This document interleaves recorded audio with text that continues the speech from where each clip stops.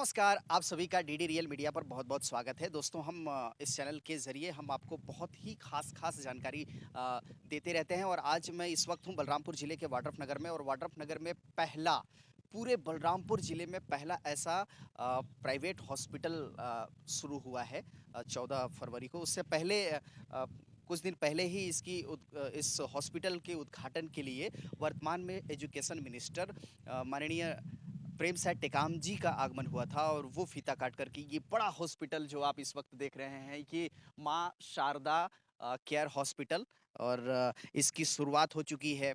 पूरे बलरामपुर जिले का इकलौता ऐसा ये हॉस्पिटल है जहाँ तमाम वो सारी सुविधाएं हैं जो स्वास्थ्य सुविधाओं की ज़रूरत थी इस ज़िले में और ख़ास तौर पर वाड्रफ नगर की अंचल की जो लोग हैं, जनता है, उनकी सुविधा के लिए और उनके स्वास्थ्य सुविधाओं के लिए के मद्देनज़र रखते हुए डॉक्टर नीरज सचान जी ने ये हॉस्पिटल बनवाया है। तो आइए इस हॉस्पिटल की जो ख़ासियत है, इस हॉस्पिटल की जो विशेषता है, इस हॉस्पिटल की वो तमाम व्यवस्था के बारे में हम आपको आज डीडी रियल मीडिया के ज़रिए आपको बताएँगे। तो आगे बढ़ते हैं और सबसे पहले हम डॉक्टर नीरज सचान जी से बात करेंगे। तो आइए।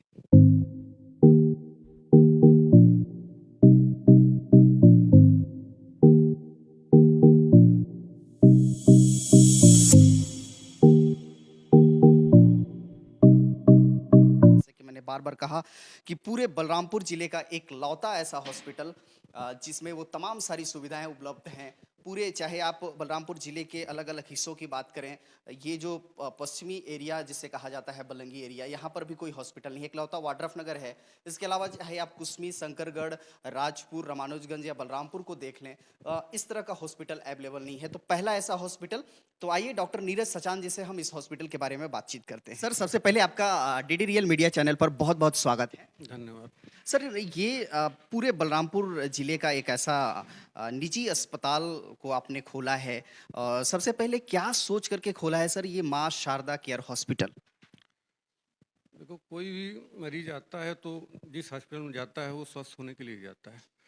तो ऊपर वाले का आशीर्वाद और हमारा काम दोनों मिल के हम पेशेंट को स्वस्थ करेंगे, यही हमारा लक्ष्य है। अब मैं यहाँ 25 वर्षों से लगातार सेवा दे रहा हूँ। निरंतर उसमें जो भी पेशेंट के हित में, क्षेत्र के हित में जिस तरह से जितना हम अपडेट कर सकते हैं, करते करते करते आज हम इस स्थिति में पहुँचे हैं कि इस क्षेत्र के लिए एक ये हॉस्पिटल वरदान साबित होगा। जो बाहर लोग जाते थे, सक्षम नहीं थे, दिक्कतें होती थीं, वो यहाँ पे सुविधा उनको मिलेगी। मैं कोशिश करूँगा कि इस क्षेत्र के सभी मरीजों को हम बेहतर स्वास्थ्य सुविधा दे पाएँ। सर, मैं ये जानना चाहता हूँ कि इतने बड़े हॉस्पिटल में जो आपने मुख्य तौर पर जो सुविधाओं को लेकर के एक फ़ोकस किया है, वो ऐसी कौन-कौन सी ऐसी सुविधाएँ हैं यहाँ पर अवेलेबल, जिसको लेकर के आप कह सकते हैं कि यहाँ की जो ग्रामीण अंचल के, रूरल एरिया के जो लोग हैं, उन्हें बाहर जाने की ज़रूरत नहीं है? अभी जो हॉस्पिटल हमने बनाया है, यही सोच के बनाया है कि लगभग अभी जो बेसिक सुविधाएँ हैं जिसमें हम OPD, IPD, ECG, sonography, X-ray और वेंटिलेटर की भी सुविधा अभी उपलब्ध होगी। जिस तरह के पेशेंट आएँगे और स्पेशलिस्ट भी हर सप्ताह जो है विजिट रहेंगे। उसमें मेडिसिन के हैं, सर्जरी के हैं, गायनिकोलॉजिस्ट हैं, स्किन के हैं, आई के हैं। सभी डिपार्टमेंट के लगभग स्पेशलिस्ट आ रहे हैं और अपनी सेवाएं दे रहे हैं। और उत्तरोत्तर जो भी सुविधाएं हमें लगेंगी, हम बढ़ाएंगे। सर, एक चीज़ बहुत अहम होता है, जो चूँकि ये जो वाड्रफ नगर इलाका है या बलरामपुर ज़िले की अगर बात करें, तो ये पूरा ज़िला कहीं न कहीं बैकवर्ड इलाका माना जाता है और यहाँ पर गरीब तबके के लोग ज़्यादा निवासरत रहते हैं। ऐसे में जब निजी अस्पताल की बात आती है, तो तमाम वो लोग हैं जिनके ज़हन में ज़्यादा कीमत अदा करने की पहली बात आती है। तो मैं उस पर एक आपसे प्रतिक्रिया ज़रूर लेना चाहूँगा कि यहाँ की हॉस्पिटल की जो सुविधाएँ हैं, उसके एवज़ में जो उन्हें पे करना होगा। उसके अलावा ऐसी तमाम सरकारी सुविधाएँ भी उपलब्ध हैं, योजनाएँ हैं जो कहीं न कहीं आम गरीब जनता को मुहैया कराई जाती है, जो निःशुल्क भी ट्रीटमेंट होता है। तो इन सब को लेकर के क्या बोलेंगे सर?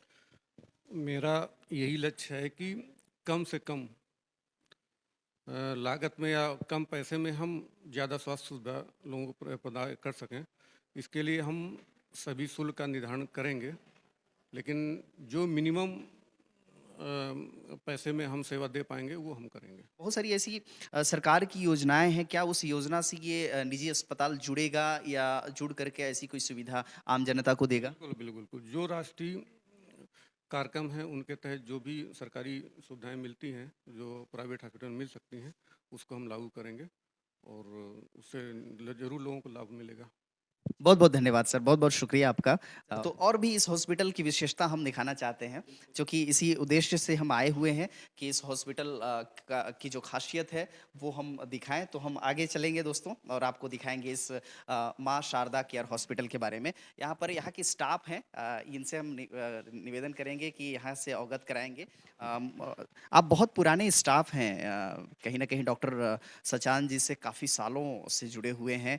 कैसा लग रहा है ये बड़ा हॉस्पिटल ओपन हुआ है और इस हॉस्पिटल में वो तमाम सुविधाएँ दी गई हैं, क्या प्रतिक्रिया रहेगा आपका? बहुत खुशी लग रहा है कि जो 22 सालों से सेवा करते आ रहे थे, तो बहुत खुशी लगता है कि मतलब जो पहले सुविधा था, उससे बेहतर दे सकें। तो ये हॉल है और यहाँ पर पेशेंट आएँगे और एक वेटिंग हॉल कह सकते हैं और यहाँ पर बैठने की वो तमाम सुविधाएँ उपलब्ध हैं, टीवी है जो आप एंटरटेनमेंट कर सकते हैं और यहाँ डॉक्टर बैठेंगे, सर्जन कक्ष भी हमको दिखाई दे रहा है, ड्रेसिंग रूम भी अवेलेबल है।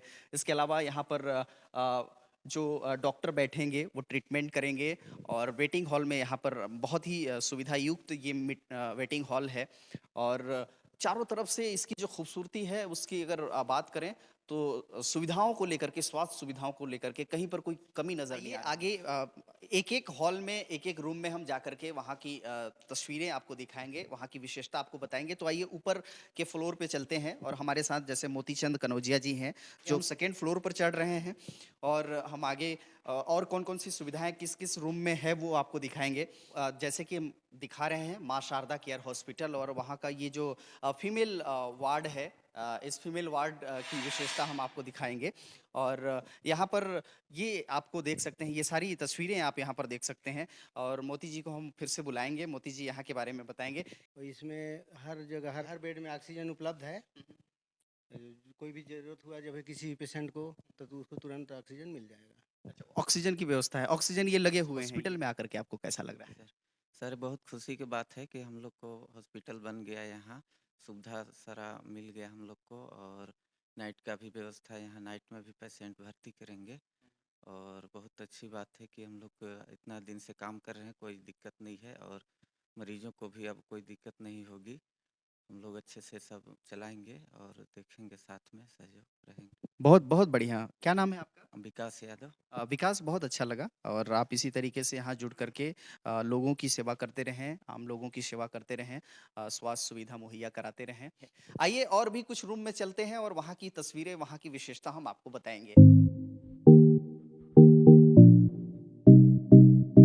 हाँ, ये स्पेशल वार्ड है, जो पर्सनल जो पेशेंट लेना चाहे कि पूरे फैमिली के साथ यहाँ रुक सकते हैं, तो वो लोग के लिए अलग एक पेशेंट के लिए पूरा ये रहेगा, प्राइवेट वार्ड जिसे जी, जी।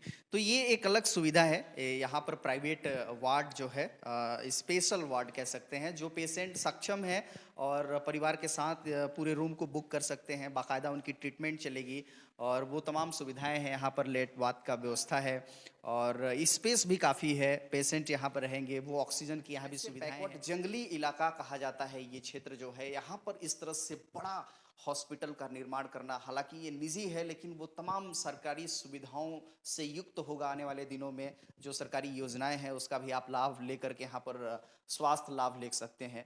तो चूंकि ऑपरेशन थिएटर की तस्वीरें शायद अगर बोलें तो हम दिखाना चाहेंगे। ये ऑपरेशन थिएटर है जिसको आप साफ तौर पर देख सकते हैं।